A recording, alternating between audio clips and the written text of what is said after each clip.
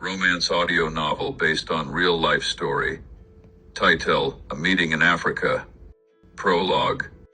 Nothing seemed unusual at Mombasa Airport, not the long lines of tourists, nor the sharp equatorial sun that stung the skin. Yet Darsh, with a dusty backpack slung over one shoulder, felt something stir inside him. This place wasn't just another stop in his career. Something was waiting. Something that would quietly rewrite his life. He had come to build, to chase a brighter future, far from the shadows he had left behind in southern India. A young engineer armed with blueprints and silent ambitions, but Africa didn't bend to design. This land had its own rules. And somewhere in the heart of a vibrant neighborhood lived a girl with eyes darker than a moonless night. Naila, born of this soil, was used to people passing through, faces that came and went like the tides. But that day, when her gaze met a stranger's across the bustle of the street, something deep within her shifted.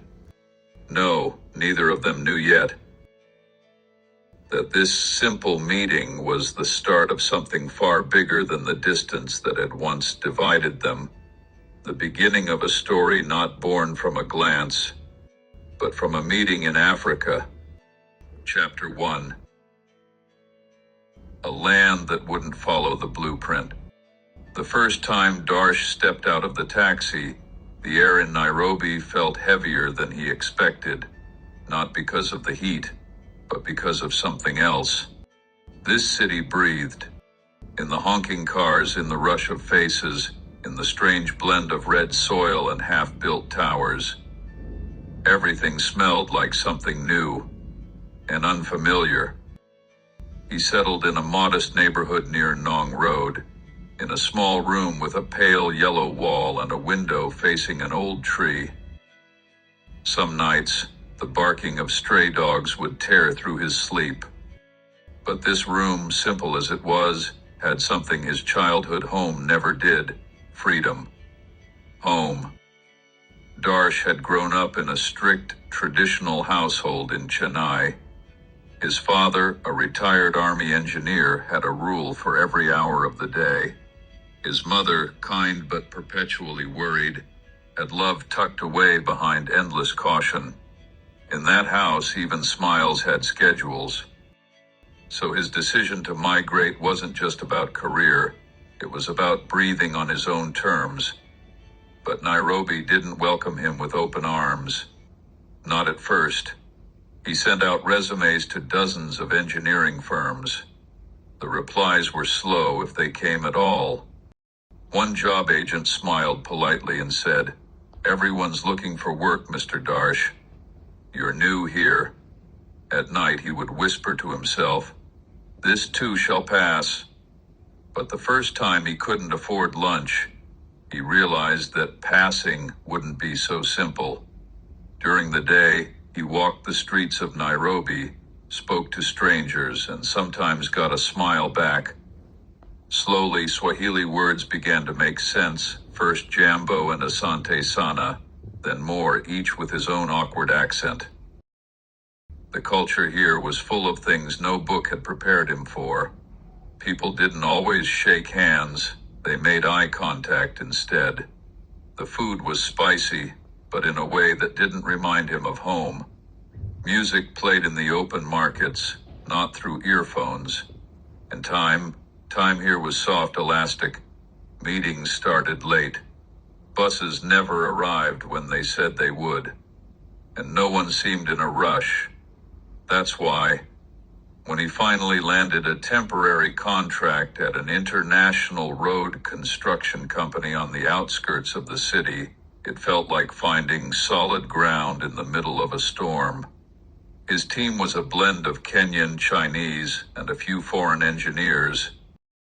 Language gaps were frustrating, but his skill in design and software quickly made him a reliable piece of the puzzle. Still, something weighed on him. Loneliness. One rainy evening, he stood on the rooftop of his apartment building, staring at the scattered city lights, and asked himself, "Is this really where I belong?" And it was in those very days, in the middle of noise and confusion, that he saw her for the first time, in a market full of color and chaos, a girl who, for just a moment, made the entire city feel like home. Chapter 2. Somewhere between the differences. Nayla had always believed that people grow close, not just through conversation, but through action, through showing up, through doing something that matters. So when she realized Darsh was still struggling to find a more stable, better-paying job, she didn't just stand by and watch. One day, she overheard a regular customer at the restaurant mention that a new branch of an international energy company had opened in Nairobi. They were hiring engineers, people with a solid background in project design. She wrote the name down, downloaded the application form, and without saying much, she handed the printed documents to Darsh. "There's a place," she said softly, "that I think was made for you." Darsh looked at her with quiet disbelief. The kind that comes from carrying old doubts across borders. But weeks later, when the company called him in for an interview and he got the job, it felt like, for the first time in months, his feet had found something solid beneath them. The job came with better pay, a sharper team, and challenges that woke up the part of Darsh that had once burned with ambition. But more than anything, it gave him the sense that he wasn't just a visitor in this land anymore. He and Nayla began spending more time together, not just at the restaurant, but walking through city parks, exploring small cafes, visiting local craft markets, and even attending community festivals. It was in these days, soft, ordinary days, that they began to truly see each other. They discovered their cultural contrasts one by one. Darsh still got irritated when meetings started late. Nayla couldn't understand how anyone could eat 3 types of chili in one meal. She loved Afrobeat music. He adored the instruments of southern India. Nayla said, "Life always has time for laughter." Darsh said, "Work comes first." But through all of this, what mattered most was how they treated each other. Neither tried to change the other. They listened. They learned. They laughed when things felt awkward and forgave when words came out wrong. One evening, just after sunset, they sat on a bench in the national park. Nayla reached into her bag and pulled out a small wooden bead necklace, simple, carved from the tree used in her ancestral tribe. "I want you to have this," she said, "because I think you're part of here now." Darsh looked at her, not with surprise, but with that deep, quiet gaze that only appears between two people who have truly seen one another. And right there, without any dramatic declarations, they both realized the same thing. What they shared was no longer just friendship, no longer just respect.